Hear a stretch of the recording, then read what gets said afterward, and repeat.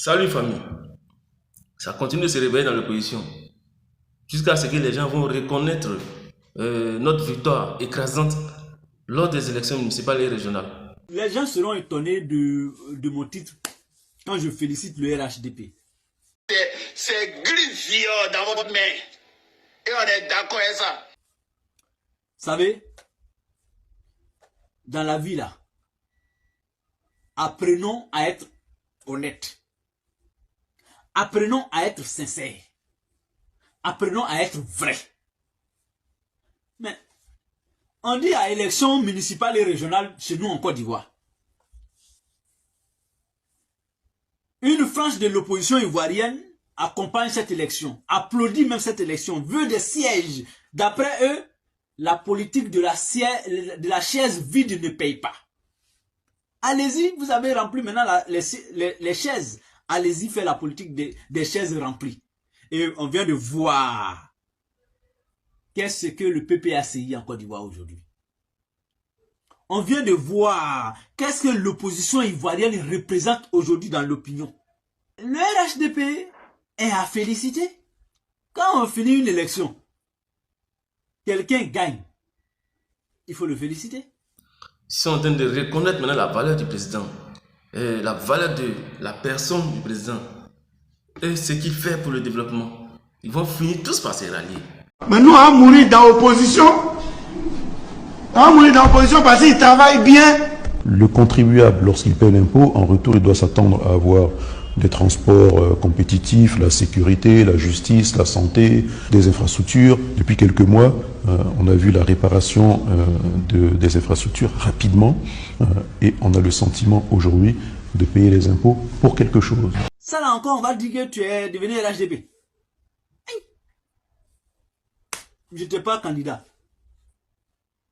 Nous, on a dit c'est pas bon. Eux-mêmes disent c'est bon. Allons-y à le RHDP. Nous, on dit c'est pas bon. N'allez pas. Vous jouez contre l'arbitre. On dit, mais toi, tu dis que tu n'es pas dedans. On dit oui. Il dit, mais enlève ta bouche dedans. Pourquoi toi, tu n'es pas dedans? Tu ne veux pas que nous, on soit dedans. On dit, bon, allez-y. Vous perdez et puis vous voulez que nous, on vienne au secours. Je vois même des camarades qui ont le courage quand même de soutenir ces gens-là. Hein. L'opposition ivoirienne. Dans leur... Je vois des gens qui... Ah, on veut voler la victoire de tel. On veut voler la victoire de tel. Ah, tiens. Vous êtes quand même courageux. Hein. Pas opposition. Vous savez ce que l'opposition a fait? Du jamais vu. C'est-à-dire que l'opposition se bat pour attraper, pour arracher l'Assemblée nationale. Mais eux là, eux ils se sont battus pour faire coalition avec un parti au pouvoir pour élire le président de l'Assemblée nationale, Adama Bictogo. Même à l'Assemblée, vous qui avez suivi le vote de l'Assemblée, est-ce qu'ils n'ont pas tous voté pour moi? Parce que je m'appelle Bictogo Adam. Pour le développement de Yopougon, nous allons voter Bictogo. Nous allons voter Bictogo. Nous allons voter Bictogo. Ils seront RHDP, PPACI, PDCI, PIT. Tous les partis vont voter pour moi parce que je m'appelle Bictogo Adam. Pour le développement de Yopougon, nous allons voter Bictogo. Nous allons voter Bictogo. Nous allons voter Bictogo. Pour moi, le pouvoir devrait bénéficier même d'un aéroport, un peu comme Orly, pour permettre à ceux, par exemple, qui viennent de l'étranger, peuvent atterrir donc à Yopougon et continuer sur Boaké, sur Yamoussoukro, sur Congo. Donc c'est une vision, et c'est une commune qui a beaucoup de potentiel. Et je crois que, en tant que maire, sur la base d'abord des partenariats que nous allons avoir avec l'international. Nyanyero existe bel et bien à Yopougon. C'est lui qui a organisé le meeting des secrétaires de section PDCI qui soutiennent la candidature d'Adama Bictogo. Je te donne son nom.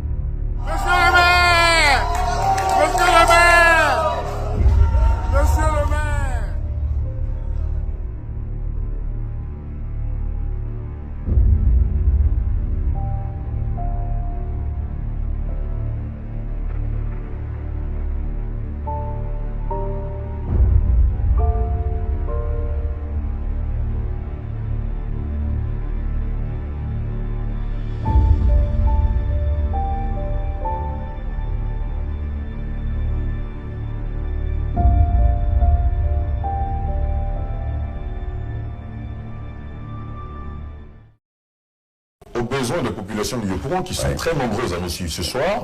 Est-ce que vous nous dites, dans le développement que vous avez fait antérieurement, qu'il y aura un plan spécial pour la commune de Yopougon? Tout à fait. Déjà, après mon installation à la mairie, je vais donc organiser une conférence de presse où je vais annoncer le programme d'urgence communale. C'est clair que sur la base du chapelet des besoins, du répertoire des projets à réaliser, il y a une hiérarchisation. Et je crois que sur la base de cette hiérarchisation, nous allons donc très rapidement mener quelques actions. Je prends en premier l'autonomisation des femmes. J'ai déjà pris des dispositions personnelles pour que le financement des projets de femmes puisse se réaliser dans la période du 5 au 10 octobre. En ce qui concerne donc l'employabilité des jeunes, j'ai déjà contacté le président de la Chambre de commerce, le président donc du patronat, à l'effet d'organiser une rencontre avec les chefs d'entreprise de la zone industrielle de Yopougon. Comme vous le saviez, Yopougon est la plus grande zone industrielle. Donc une zone industrielle, c'est sinistré, hein? Problème de voirie. Mais tout à fait, mais c'est pour cela que nous allons créer un cadre de concertation entre la mairie et cette zone industrielle pour que leurs préoccupations soient prises en compte, aussi bien par la mairie, mais que la mairie soit aussi une courroie de transmission de leurs préoccupations au gouvernement. Donc c'est ça aussi le rôle de la mairie. Deuxièmement, nous avons des sites touristiques. Il faut donc que nous puissions ensemble élaborer un plan d'urbanisation de ces sites touristiques à l'effet de faire de Yopougon une commune attractive au plan touristique. Vous et moi savions que 95% des artistes viennent de Yopougon. En tout cas, c'est une grande base de la culture en Côte d'Ivoire. Absolument. C'est le cœur du Zoubou. Voilà, nous n'avons pas de palais de culture. 95% des sportifs, des footballeurs viennent de Yopougon. Nous n'avons pas de complexe sportif à Yopougon. Je pense que pour une commune qui a 2 millions, près de 2 millions de population, nous n'avons pas d'université à Yopougon. Je crois que ce sont des fondamentaux pour une commune comme Yopougon. Et là-dessus, je crois que nous allons pouvoir échanger avec donc l'exécutif, mais en particulier avec le président, pour que ces projets puissent se réaliser. Mais déjà, il faut noter que le marché de gros va démarrer. Il y a quelques jours, j'échangeais donc avec l'AFD, l'ambassadeur de France, sur l'assainissement de Yopougon. C'est quand même quelques milliards que le gouvernement va investir. L'hôpital donc de Yopougon va connaître donc sa réalisation. Au niveau donc de la fluidité même de Yopougon, parce que Yopougon intramuros déjà a assez d'embouteillages. Donc j'ai connu un cabinet qui va donc nous élaborer un plan de circulation qui va donc aider à la fluidité. Je terminerai pour dire, quand on regarde Yopougon, on ne peut pas comprendre qu'avec autant de voitures, autant de transporteurs, que nous ayons une gare comme celle que nous avons, qui est sans abri. Donc on a besoin d'une gare moderne. Donc je crois que c'est un plan quinquennal que je vais proposer. Et puis, sur la base de ce plan quinquennal, il y aura donc une hiérarchisation des projets. Et nous allons pouvoir, on regarde donc des recettes réalisées par Yopougon, parce que nous allons essayer d'améliorer ces recettes par la digitalisation donc des tickets à émettre. Nous allons identifier tous les commerçants. Figurez-vous qu'à Yopougon, il y a 42 marchés et 10 marchés de gros. Donc il y a 52 marchés. Il faut donc pouvoir recenser ces femmes que nous voulons accompagner dans le financement des projets, recenser les commerçants, donc pour permettre d'avoir une traçabilité et une transparence sur les recettes de Yopougon, parce que c'est à partir des recettes que nous pouvons nous projeter sur la réalisation de certains projets. Yopougon a 52 marchés, c'est dire comment cette commune est vaste. Absolument. Bien d'observateurs s'accordent à dire qu'il faut diviser Yopougon en plusieurs communes. Je ne sais pas si cette réflexion, ce que cela vous inspire, hein, pour le futur. Oui, il faut mener l'analyse des arrondissements, comme ça se fait à Paris. Il faut mener la réflexion. Je pense qu'avant d'y arriver, il y a des fondamentaux qu'il faut réaliser. Les 7 piliers, les projets que je viens d'annoncer, ont besoin d'être réalisés avant d'aller vers donc l'éclatement de Yopougon. Pour ma part, la commune en elle-même est un trait d'union entre les villes donc, de l'intérieur et Abidjan. Je crois que sur cette base, il y a un besoin d'investir énormément à Yopougon. Potentiel, et je crois que en tant que maire, sur la base d'abord des partenariats que nous allons avoir avec l'international, parce que nous allons mettre en place une diplomatie communale, et cette diplomatie va avoir donc des résultats. Je l'ai déjà fait au niveau de l'Assemblée par la diplomatie parlementaire, mais je vais transposer la même méthodologie pour que le Pougon bénéficie donc de l'international, des relations qu'on peut avoir à l'extérieur. Aujourd'hui, après ces élections, le PPACI n'est l'ombre de lui-même. Le PPACI, l'histoire a démontré que Gbagbo n'a plus de combat politique à mener. L'histoire a démontré que le nom de Gbagbo Laurent ne mobilise plus. Non, les gens ne sortent plus dans la rue pour le nom de Gbagbo Laurent.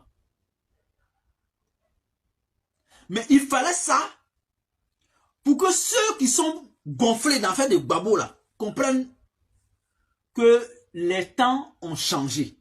Le nom de Gbagbo à lui seul ne fait plus l'affaire. Quand on dit Yopougon de Gbagbo, c'est Yopougon de Gbagbo avec Simon Gbagbo. C'est Yopougon de Gbagbo avec Blegoudé Charles. C'est Yopougon de Gbagbo avec Afin Ngessa. Mais les gens ignorent tout ça aujourd'hui. Les gens sont surpris de voir que Yopougon n'est plus Yopougon de Gbagbo. Oui, Gbagbo n'est plus Gbagbo. Parce que pour que Gbagbo soit Gbagbo, il faut Simone. Pour que Gbagbo soit Gbagbo qu'on connaît, et puis Yopougon était pour lui là, il faut Blegoudé. Il faut Afin Ngessa. En un mot, il faut le Front populaire ivoirien avec Mamadou Koulibaly. C'est tout cela qui faisait Gbagbo Laurent.